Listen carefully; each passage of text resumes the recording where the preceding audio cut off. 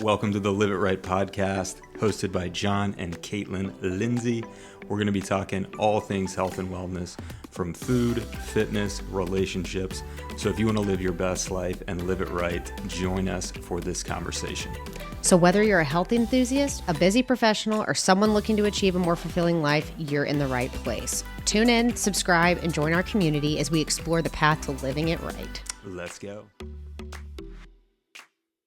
Welcome back to the Live It Right podcast. We are on episode 38, and today is going to be all about John. We're going to talk basically the importance of breaking down movements when it comes to mobility and why that is. So let's just go ahead and kick things off. I know that this is something you probably get a lot of questions on and have to explain yourself. So yeah, this is something I wanted to touch on because, a lot of times, so if you're listening to this, you probably follow me on social media. So on Instagram, I post a lot of carousel movement flows. And when I post those, more often than not, somebody asks the question, hey, I can't do this drill. What would you recommend? Hey, I'm tight here doing this drill. What should I do? And it makes me want to talk about the importance of breaking down movement for optimal progress. So, it's so easy to think and maybe see myself or another practitioner online demo a movement and think, oh, cool, I can kind of get in that position. Let me just keep doing that over time. It'll open up a little bit and I'll get better at it. And chances are you probably would make progress, but breaking down a movement into its individual pieces and working on those pieces by themselves and then bringing it together later in a session is ideal for making optimal progress. Not just faster progress, but optimal progress in a way that's you're going to be less likely to get hurt, and you're just going to create a body that moves better because every joint involved is getting good independent attention. And so the progress across the board is just going to get elevated. So let me interject here and kind of explain. I'm going to take this from a different perspective. So let's say you're new to running. You are not going to break down or program your running workouts running out of the gates at 6:30 pace. That's just not going to happen. You have to stack bricks. You have to build on a base. So this, what he's talking about is the importance of building that base before. You can't get from A to Z without doing everything in between. And seeing, from the outside looking in, I have watched him over the years and his progress. Trust me, if you've ever heard his origin story, he could not touch his toes. How long ago? I don't know how long ago that was. It's been a while. 15 years almost now, probably. But if you were to see videos of him now, you'd be like, yeah, right, that guy definitely never had a problem touching his toes. Well, that's not true. So, it really is, and I myself have experienced firsthand what even the most basic things do, such as cars. Yeah. Hip cars, shoulder cars, working on the joint rotation of a joint. Yeah. So let's dive into maybe some examples in particular, unless there's anything else you wanted to touch on before Yeah, let's segue to examples. And a movement that I personally love that I post on Movement Carousel Flows a decent amount is the world's greatest stretch. Not sure who named it that. It is a great stretch, but it involves a lot of joints. So if you're tight and restricted, that's not going to be the best stretch for you. It's not going to be the world's greatest stretch for you. And so I think most people know what that stretch is. If not, give it a quick Google real quick so you have a visual. But anyways, that drill involves hip rotation, external rotation, and the rear leg, hip flexor mobility. And then we're rotating our thoracic spine, and there's some shoulder mobility as well. So there's a lot going on head to toe. And if you're missing range in any one or more of those positions, your body's gonna, it's gonna compensate by moving more where it's just more comfortable. And so if you're lacking some of that hip mobility or you're lacking some of that T-spine mobility, chances are your body's gonna compensate and move through the low back, which isn't a super mobile area. It's not meant to move a ton. That's very typical if you're limited in the hips or T-spine to overwork the low back. So that's a good example I think a lot of people can visualize. And I love that stretch. I do it myself all the time, but I'm capable of doing it well. So you really have to ask yourself, does a movement feel good? Can I tell I'm really watch the practitioner, if you're looking at a video, do a movement and think, okay, he did it like that. What does mine look like? Why am I only feeling a stretch here and not in this other area as well? Chances are you need to break down that movement and work on the individual pieces. Well, you kind of see me smirking over here because I can't tell you. He might not have seen me every time, but I see him doing something and I'm like, oh, I can do that. That's not always the case. So that's one thing, is like when you look at, what you're calling like practitioners such as himself, the experts in the field, what you're seeing on social media very likely is a movement that required a lot of reps and a lot of different drills that led him to get from point A to point B. But they make it look easy, so it can be easily deceiving, what you see.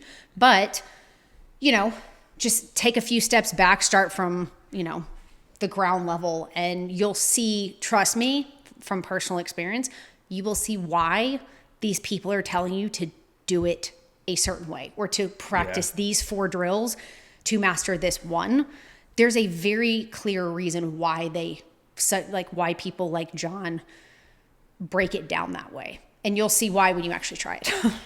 Yeah, I mean, you need to start where is appropriate for you, and that varies for everyone. And inevitably on social media, the sexy, cool stuff does better. The algorithm pushes, oh, this is cool, I want to do that, oh, it's fun. The simple stuff I post, hey, here's a bunch of wonderful, awesome hip rotation drills. That's not going to do as well, but that's what 90% of people would really, really benefit from, is the simple things just done incredibly well. So as you said earlier, I couldn't touch my toes when I was like 23, 24, and that was part of my wake-up call to have a movement journey. And, and a big wake-up call early on was I need to break down movements, because something like touching my toes, I thought, oh, you get there just by trying to touch your toes every day. Hold that for 30 seconds, a minute, whatever it is. I learned quickly the value in working on hip rotation by itself. And so, the forward fold, just like myself, the way I thought years ago was you just try to touch your toes. That's the fastest way to get there. There's more involved than just stretching your hamstrings. So hip rotation is a huge component of bending forward and trying to touch your toes.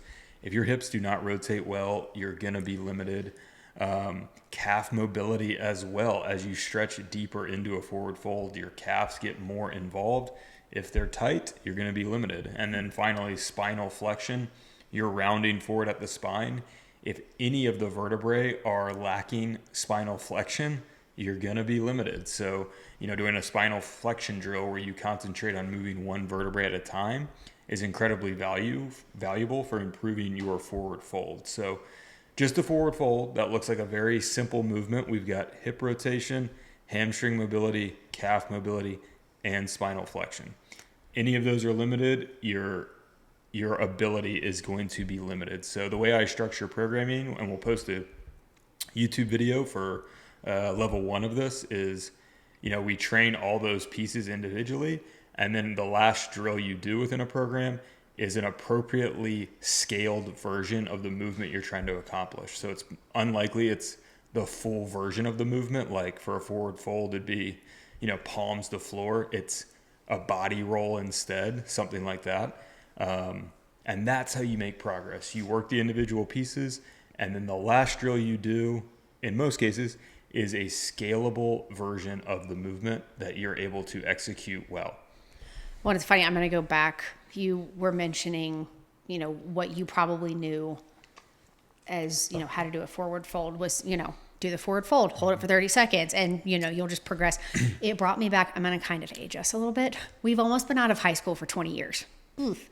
But it brought me back to track days, honestly, as I was listening to you say that, of like the stretching we did. We knew no different, but like it really did nothing. Yeah. Because we weren't taught, everyone was doing the stretches completely differently. There was no like focal point in trying to progress any of this. It was just like, let's quickly run through these. And right. I'm not knocking because no one knew the difference, but it's like, the high school sports stretching. That's what most people when you think of stretching mobility, that's what most people's minds go to. So if you can relate to our age, trust me, you probably get what I'm talking about. That should be like one of those things on social media where it's like, if this is what you think mobility is, it's time for you to start a program. Oh yeah, that's a great there idea. You go. Because we really do have a completely misconstrued concept of what mobility is. Yeah, but that stuff's not terrible that you just mentioned. Right. But it's not, if your goal is to do a higher level movement, you have to look at that movement. Okay, what are the pieces involved here? How do I get better at those pieces? And then how do I bring it together? So when I think I'm just going to add this on personally as a female. I've talked about this a decent amount. I have this personal conversation with a lot of people. The hips, especially on women, just how tight probably 98% of the population is, and how much more we would be capable of doing this if we just worked on some of these mobility drills that focused on hips. Yeah, truly. And specifically hip rotation. Yeah. And so hip rotation is, a lot of the stretches that are involved in hip, I'll actually use quotations here, stretches that hit on hip rotation, they don't feel like a crazy stretch typically. And for some people, that might be a mental turnoff of like, oh, this isn't doing any good. Mm-hmm. But a huge value you're getting doing hip rotation work, especially for people who are really tight, is you're training out of a bad habit. Chances are when you try to move your hips and pelvis are kind of locked together. And so you're moving your hips, but you're also moving your pelvis. And by moving your pelvis, you're also moving your low back. So hip rotation work should be, it's making muscles more mobile, but it's also training you to move the hips independently of the pelvis. And when you start getting that, it's just unlocks so many things. A movement or position a lot of people are always chasing is just a resting squat or better squat depth. And so like that's a movement that you actually can, in some sense, just train a scalable version of the movement. Like you can elevate your heels, you can hang on to something, and then slowly over time, reduce those assistance things. And your squat will get better. But if you break down the squat a little bit, specifically work on hip rotation, and then also train a scalable version of the movement, you're going to make faster progress, and you're going to make your hips just more efficient movers overall. And you can even, take that further with the squat. You can work on knee flexion by itself. You can work on some ankle dorsiflexion by itself. And then you bring it all back together and the entire movement's better. Can you make progress just training the movement? Sure. Will you make faster and better quality progress by breaking down the movement? Yes, absolutely. Well, and just to reiterate here, we're listening to a mobility expert talk. Yeah. And it's just a reminder from not the expert himself. Mobility is not just being able to move better.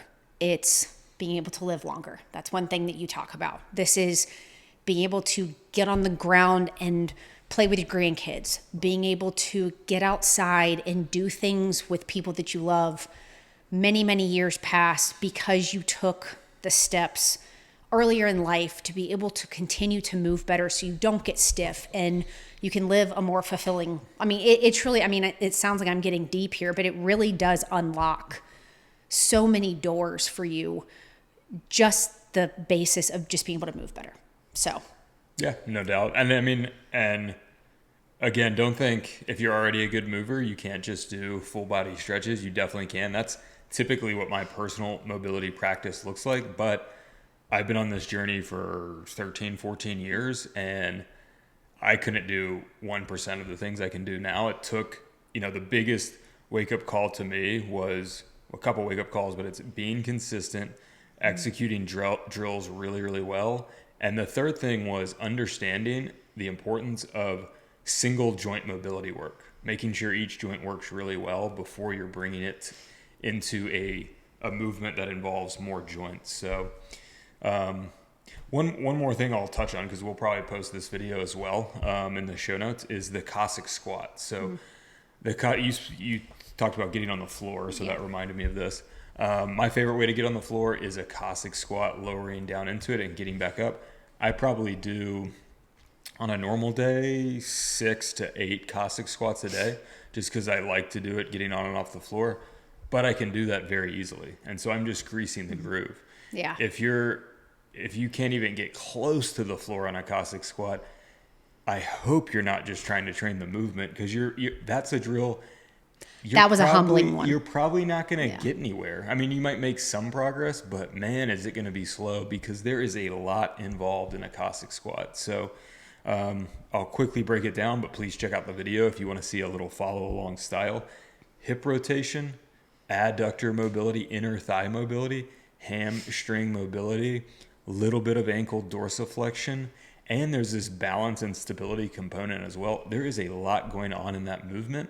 Once you get it and you're pretty good at it, yeah, you can just train the movement, but be careful to recognize where you are and say, man, I'm not great at this drill. Maybe I should break it down, because,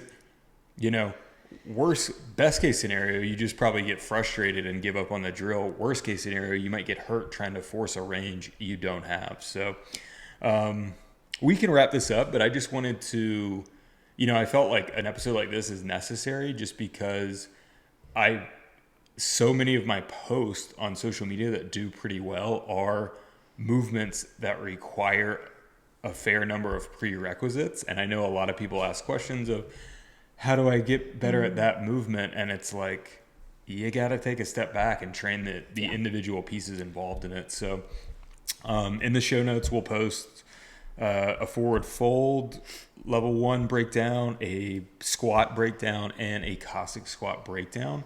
And hopefully that'll give you guys a good inside look as to, again, the importance of breaking down movements. Yeah. Anything else you want to add before we wrap? That's it. If you guys have any follow-up questions or a suggestion on a future episode, feel free to hit us up. We will see you guys next time.